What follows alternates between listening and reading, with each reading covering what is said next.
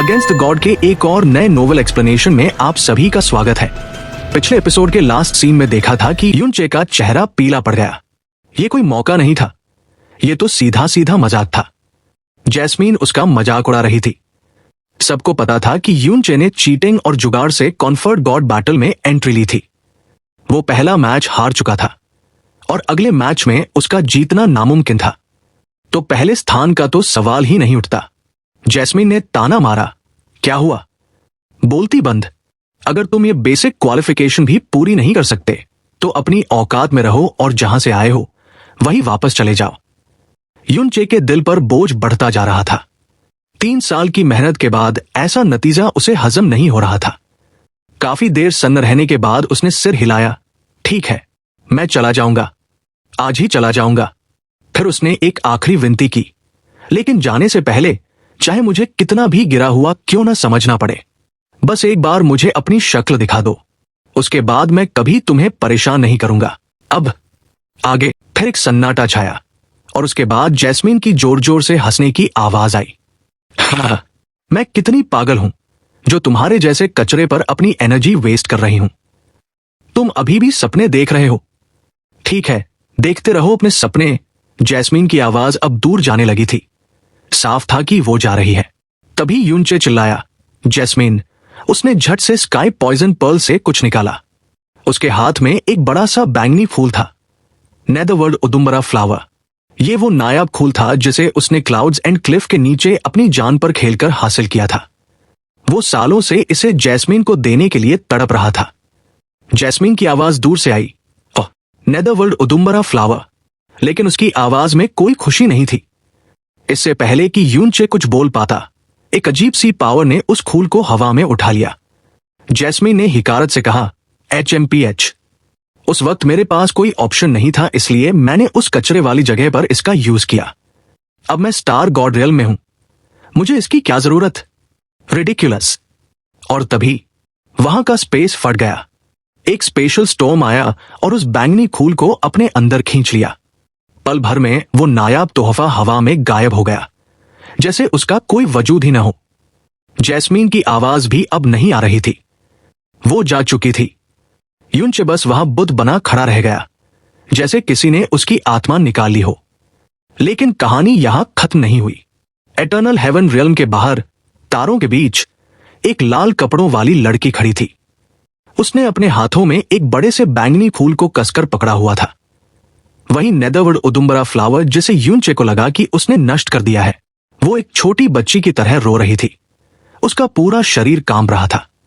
मैं ये क्या कर रही हूं? उसके मुंह से खून टपक रहा था जो उस फूल की बैंगनी पत्तियों पर गिर रहा था। उस अकेले ठंडे स्पेस में उसके रोने वाला कोई नहीं था। वो चाहती थी कि काश वो इसी वक्त हमेशा के लिए सो जाए।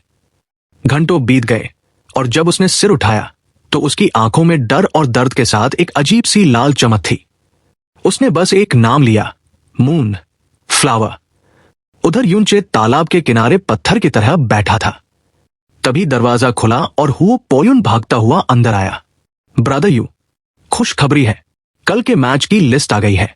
तुम्हें पता है तुम्हारा कोई अपोनेंट ही नहीं है।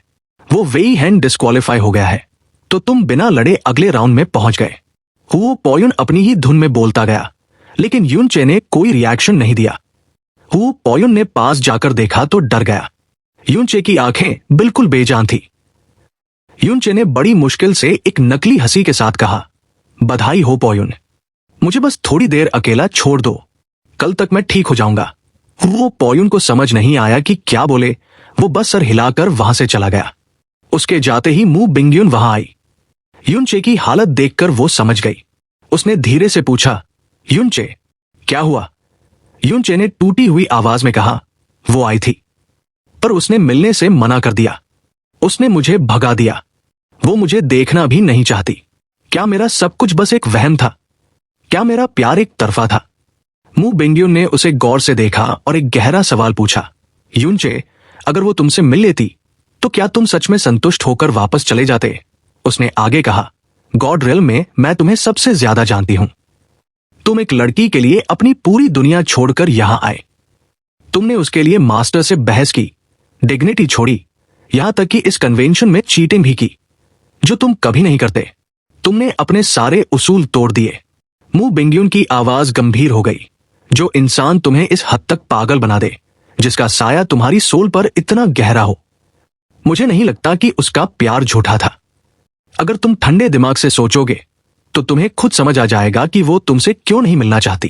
रात का वक्त था और पूरे एटर्नल हेवन रियल्म में सन्नाटा छाया हुआ था।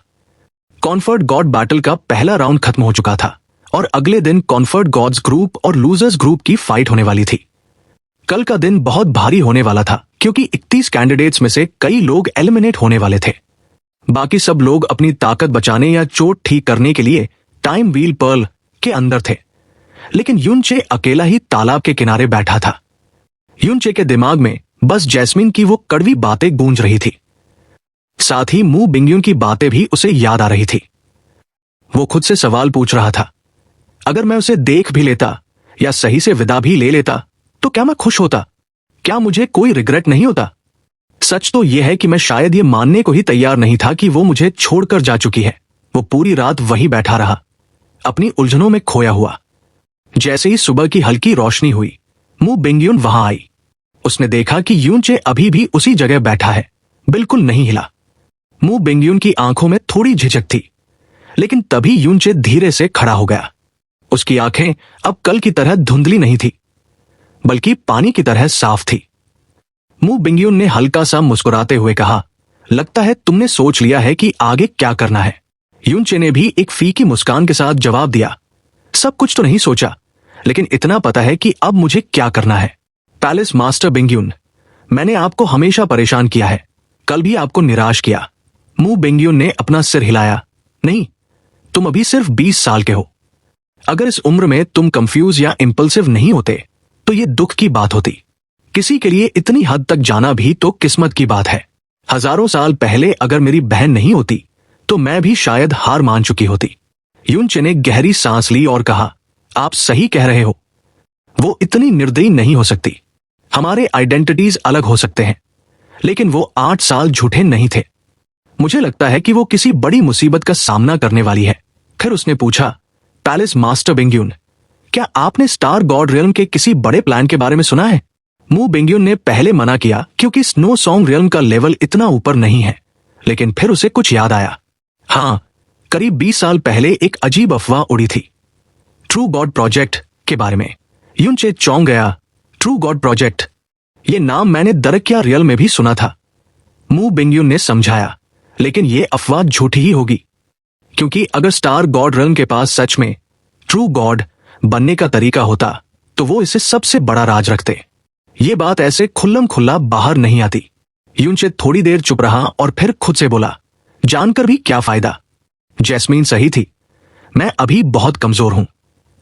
अगर उसके साथ कुछ बड़ा होने वाला है तो मैं कुछ नहीं कर सकता। फिर उसने अपना इरादा पक्का किया और मू बिंगयुन से पूछा, आज मेरा कोई मैच नहीं है ना?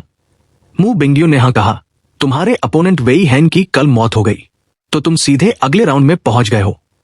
तभी युनचे ने कहा, पैलेस मास्टर बिंगयुन, मैं वापस स्नो सॉन्ग रियल्म जाना चाहता हूं। मू बिंगयुन ने साथ चलने को कहा, लेकिन युनचे ने मना कर दिया। उसकी आंखों में एक अजीब चमक थी। मैं अकेला जाऊंगा और बहुत जल्द वापस आऊंगा। यह फैसला लेकर वो वहां से निकल पड़ा। जैसे ही दिन पूरी तरह निकला, बाकी लोग कॉन्फर्ट गॉड स्टेज की तरफ भाग रहे थे, लेकिन युनचे उल्टी दिशा में जा रहा था। वो बिल्कुल शांत था। कल वाली घबराहट अब गायब थी। तभी अचानक एक चुभने वाली आवाज आई, अरे वाह! मुझे लगा कौन है, ये तो वही कचरा है जो कल डर के मारे स्टेज पर आया ही नहीं। ये लुओ चांगान था, जो कहीं से टपक पड़ा था और युनचे को देखकर हंस रहा था।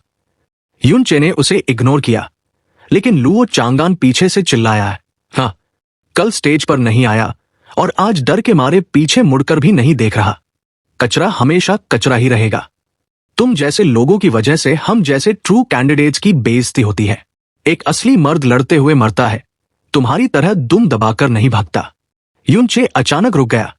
वो धीरे से पलटा और लुओ चांगान को देखा। उसकी आंखों में कोई गुस्सा नहीं था, बस एक सन्नाटा था। उसने पूछा, तुम्हारा नाम लुओ चांगान है ना? लुओ चांगान ने अकड़ते हुए कहा, हाँ, तो क्या? युनचे के चेहरे पर एक हल्की मुस्कान आ गई। अभी जो तुमने कहा उसे याद रखना, एक एक शब्द याद रखना। लुओ चांगान पहले चौंका, फिर पागलों की तरह हंसने लगा। पुहाहा, क्या मजाक है। वो हंसता रहा और यूनचे बिना कुछ कहे वहां से निकल गया। उसने वापस जाने के लिए उस स्पेशल फॉर्मेशन को ढूंढा जिससे वो आया था। किस्मत से स्नो सॉन्ग रियल्म का रास्ता खुलने ही वाला था।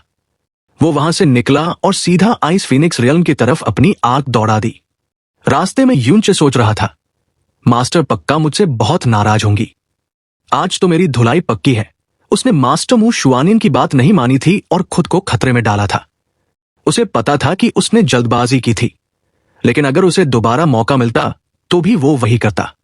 आइस फीनिक्स रियल्म पहुंचकर वो सीधा आइस फीनिक्स सेक्रेड रीजन में गया।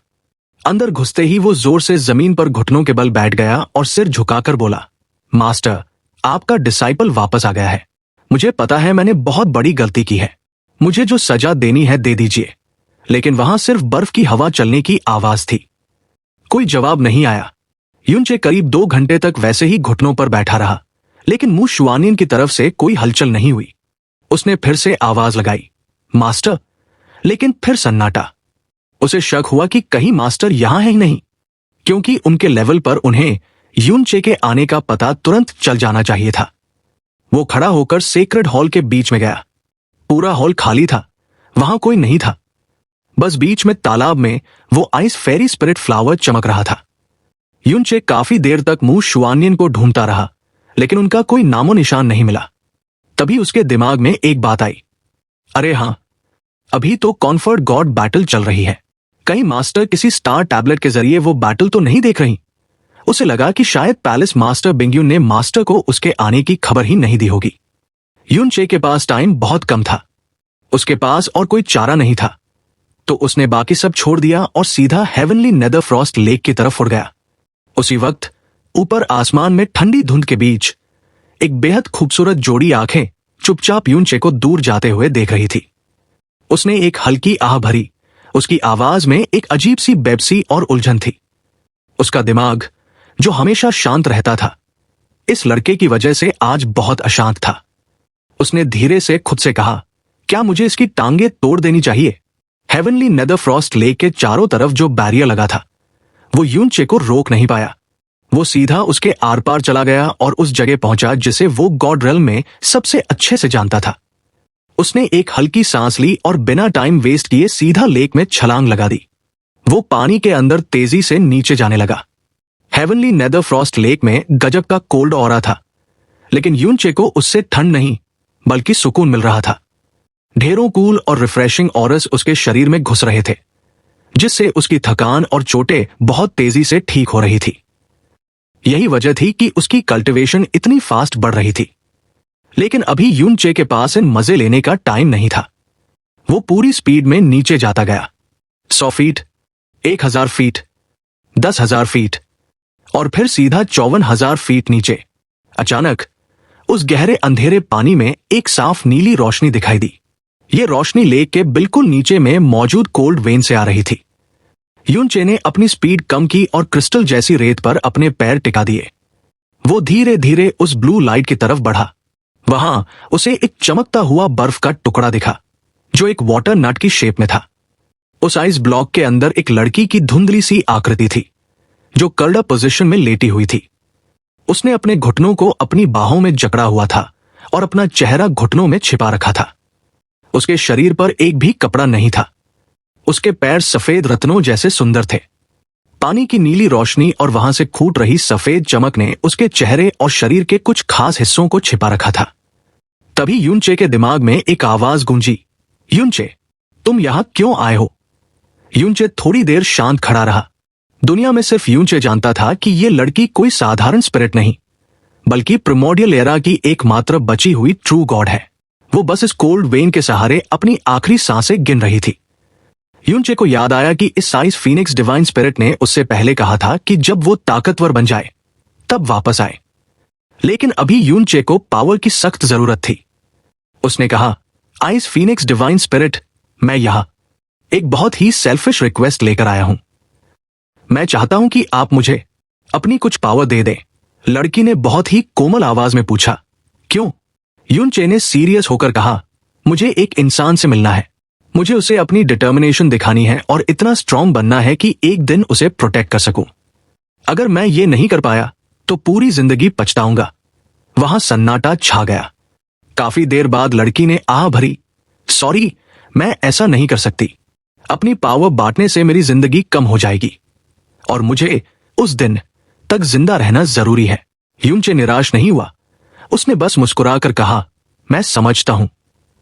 मेरी रिक्वेस्ट वाकई सेल्फिश थी। आपकी नींद खराब करने के लिए सॉरी। वो जाने ही वाला था कि लड़की ने उसे रोका। रुको, मैं तुम्हें अभी अपनी पावर तो नहीं दे सकती, लेकिन मैं तुम्हें अपनी डिवाइन सोल का एक हिस्सा दे सकती हूं। यूनचे चौंक कर पलटा। लड़की ने समझाया, इससे मेरी उम्र कम होगी, लेकिन इतनी नहीं कि मैं उस दिन तक जिंदा न रह सकूं।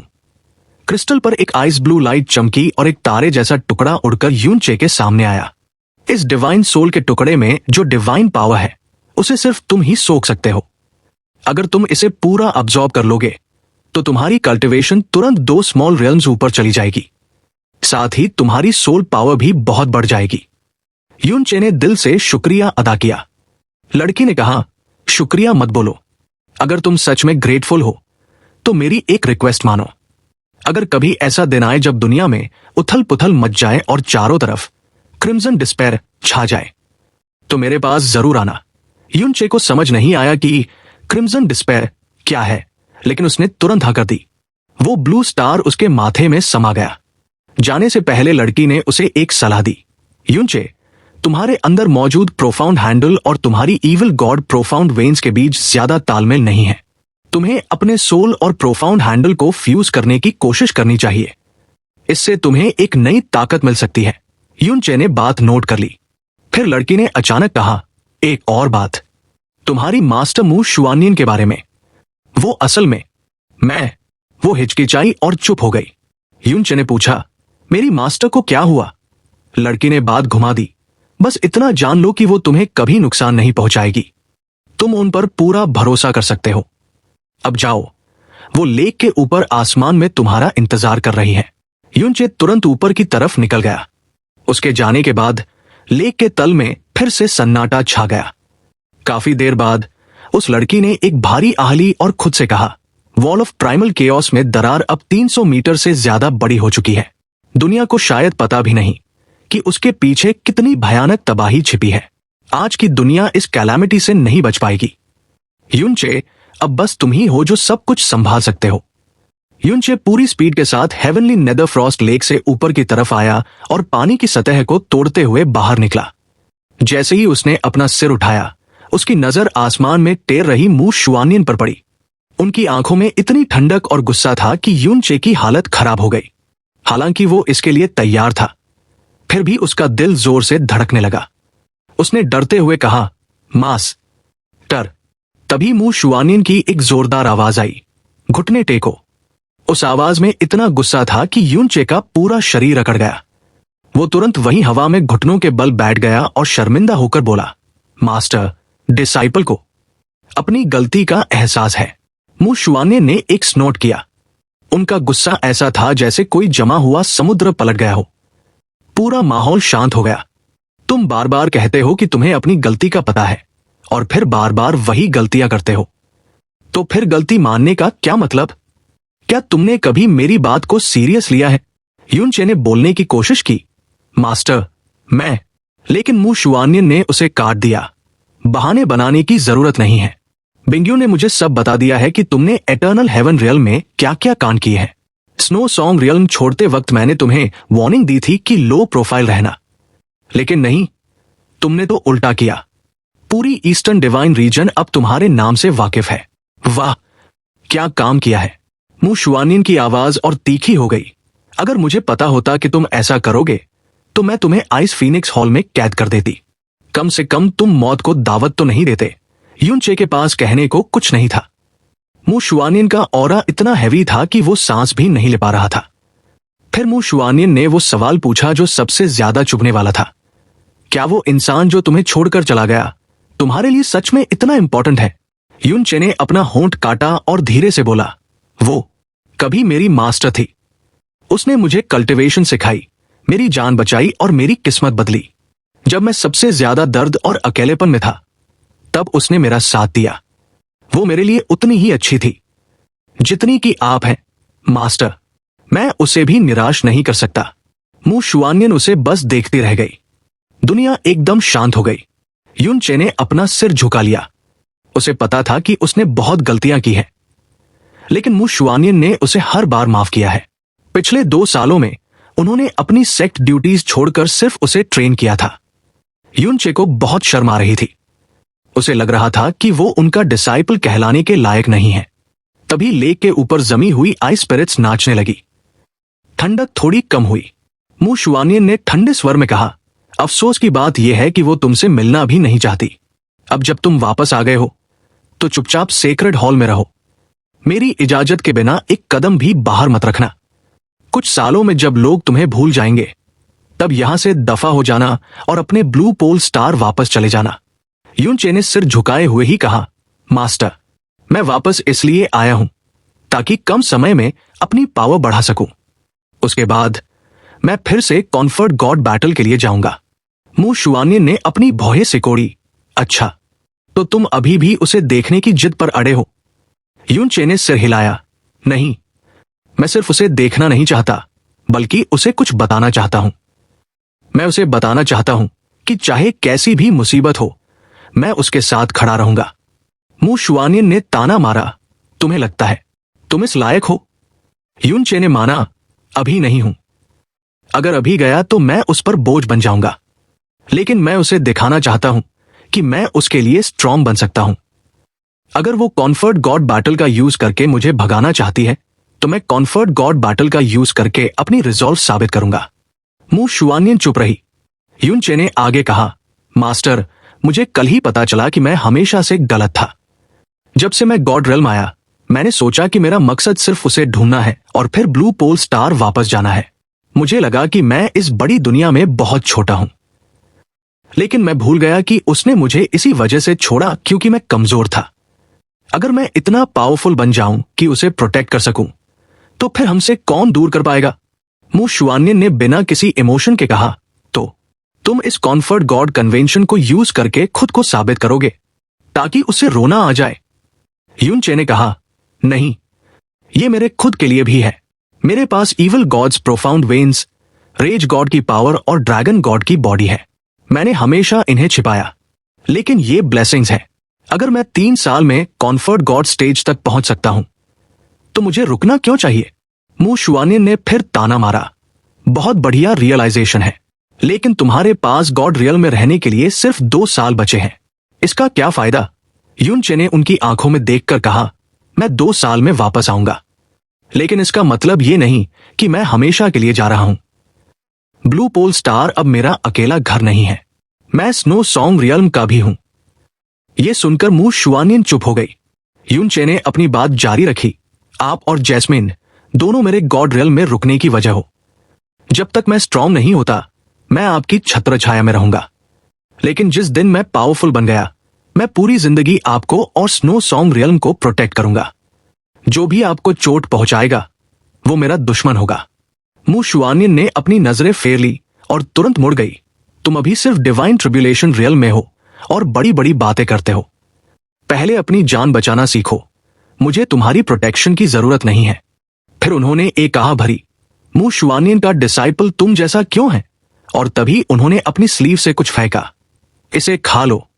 अचानक युन चे के सामने 5 अलग अलग रंगों की रोशनी चमकी।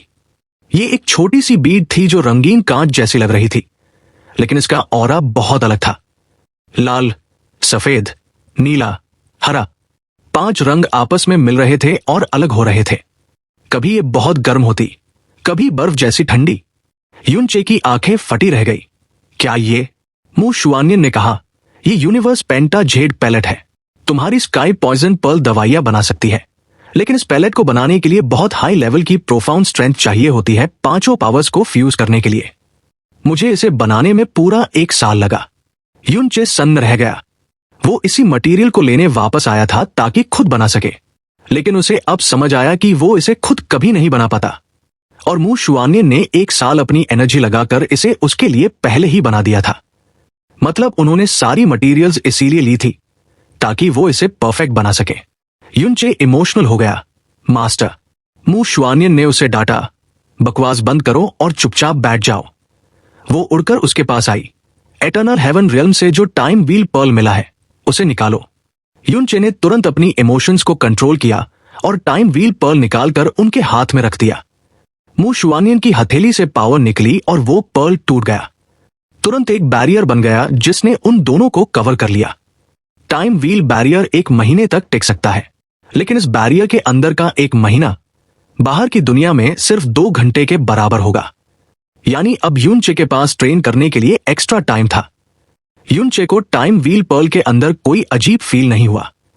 मू शुआनियन ने अपने हाथ हिलाए और युनचे के चारों तरफ आइसी मिस्ट की कई लेयर्स बना दी। उन्होंने सीरियस होकर समझाया, यूनिवर्स पेंटाजेड पैलेट में इतनी स्ट्रॉन्ग एनर्जी है कि ये लोअर रियल्म्स की प्रोफाउंड स्ट्रेंथ को ड्रामेटिकली बढ़ा सकती है, लेकिन इसे लेना मौत को दावत देने जैसा है। इसीलिए वुड स्पिरिट ऑर्ब का यूज जरूरी है ताकि मेडिसिनल पावर थोड़ी माइल्ड हो जाए। मू शुआनियन ने आगे कहा, दिक्कत यह है कि तुमने जो इंग्रेडिएंट्स ढूंढे थे वो नॉर्मल नहीं थे।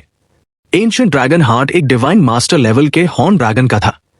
किलिन हॉर्न और इमॉर्टल एम्परर ग्रास का ऑरा भी पूरा इंटैक्ट था। नतीजा यह है कि परफेक्ट वुड स्पिरिट ऑर्ब होने के बाद भी इस पैलेट की पावर बहुत वायलेंट है।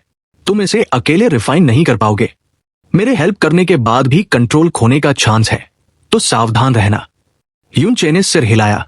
डिसाइपल समझ गया। उसने वो यूनिवर्स पेंटाजेड पैलेट अपने मुंह में डाली और निकल गया। पहले तो उसे एक कूल और रिफ्रेशिंग ऑरा फील हुआ, जो धीरे धीरे गायब हो गया। युनचे ने अपनी आंखें बंद की और एनर्जी चैनल करने लगा, लेकिन इससे पहले कि उसकी प्रोफाउंड स्ट्रेंथ पैलेट से कनेक्ट होती, उसका पूरा शरीर अचानक जोर से कांपने लगा। उस पल ऐसा लगा जैसे उसके अंदर हजारों ज्वालामुखी और ग्लेशियर एक साथ फट पड़े हों। आधा फ्लो आइस कोल्ड था और आधा स्कॉचिंग हॉट।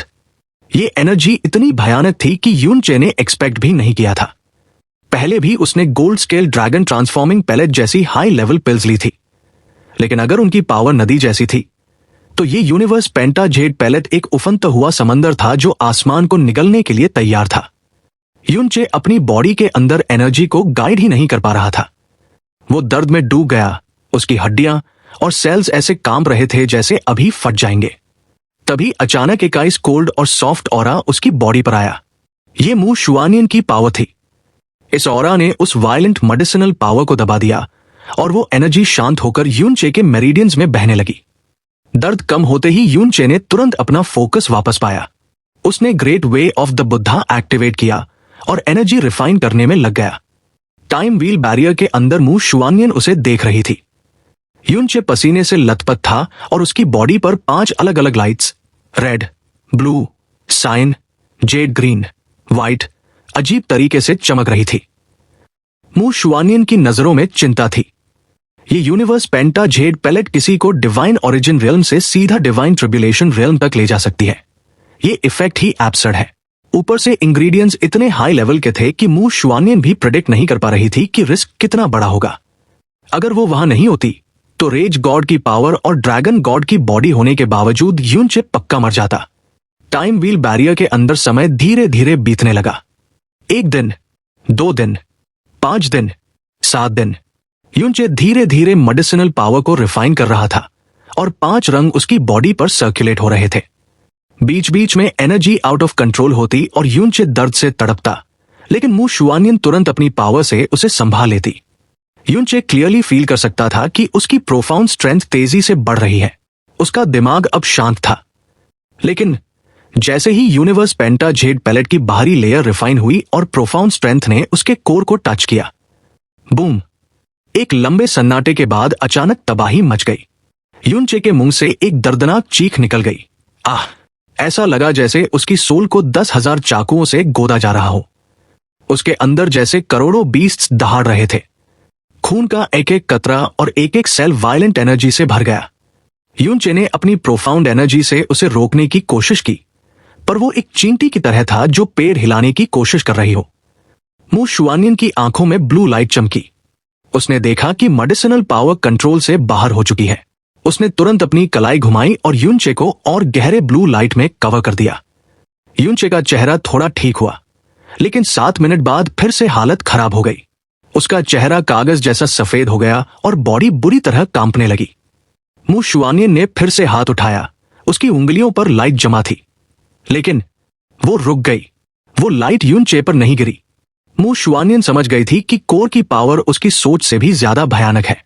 अगर वो इसे फोर्सफुली सप्रेस करती है तो उस टकराव से यून चे की बॉडी फट जाएगी। वो उसे पावर दे भी नहीं सकती और एनर्जी रोक भी नहीं सकती। यून चे की हालत अब मौत जैसी थी। उसकी बॉडी ऐसे ट्विच कर रही थी जैसे अबिस के बीस्ट्स उसे अंदर से नोच रहे हों। उसके जोड़ों से कटक टक टूटने की आवाजें आ रही थी। अगर ड्रैगन गॉड मैरो नहीं होता तो अब तक उसकी हड्डियां चूरा हो चुकी होती। यून चे के मुंह से खून की एक लाल धार बह निकली। यह देखकर मु शुआनियन की आंखों में एक स्ट्रगल दिखाई दिया। उसका हाथ जो यून चे के सीने पर था धीरे धीरे नीचे गिर गया। वो कुछ नहीं कर पा रही थी। यून चे एक छोटी नाव की तरह था जो तूफान में डूब रही थी। वो अपनी आखिरी विल पावर से टिका हुआ था। उसकी सोल चिल्ला रही थी, माज टर। वो अबिस के अंधेरे में गिरता जा रहा था। जब उसकी एनर्जी, विल पावर और बॉडी सब टूटने की कगार पर थे, तभी अचानक एक आइस कोल्ड ऑरा ने उसे अंदर से छू लिया। वीडियो को लाइक और हाइप कर दो। साथ ही ऐसे ही रेगुलर वीडियोस के लिए आप मेंबरशिप ले सकते हैं। फर्क नहीं पड़ता आप कौन सी मेंबरशिप ले रहे हैं। कम लेवल वाली भी अगर आप मेंबरशिप लेते हैं तो इससे मेरी बहुत हेल्प हो जाएगी। इससे मुझे मोटिवेशन मिलेगा। साथ ही फ्यूचर में ऐसे ही और कमाल के वीडियोस आते रहेंगे। हमें सपोर्ट करने के लिए आप सभी को दिल से शुक्रिया।